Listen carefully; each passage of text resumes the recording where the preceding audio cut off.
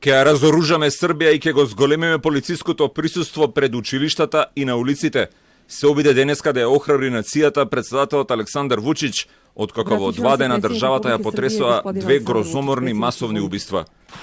Втор пат за 48 часа мораме да се обратиме во ситуација кога секој наш збор нема да биде доволен, изјави Вучич, изразувајќи сочувство до семејствата на убиените во околината на Смедерево и Младеновац, каде најмалку 8 луѓе беа смртно застрелани. Станува збор за терористички чин, изјави Вучич. Овим поновљеним масовним злочиначким нападом, posle napada na našu decu, a zatim nasumičnim napadom na svakoga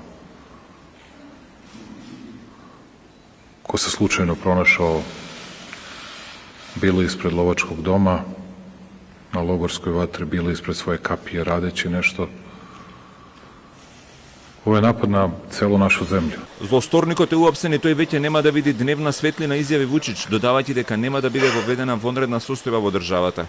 Во својот традиционален популистички манир, тој додаде и дека и предложил на премиерката Брнавич враќање и на смртната казна во Србија, но неговиот предлог бил одбиен.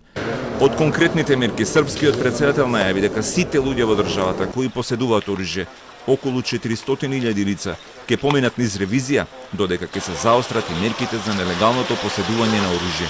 Izvršit ćemo gotovo potpuno razoružanje Srbije. I legalnim, a nelegalno držanje oružja kazne će biti toliko velike, gotovo da ćemo ih udvostručiti. Овие мерки Вучич очекува да ги обесхрабрат луѓето кои ќе се обидат незаконски да дојдат до оружје.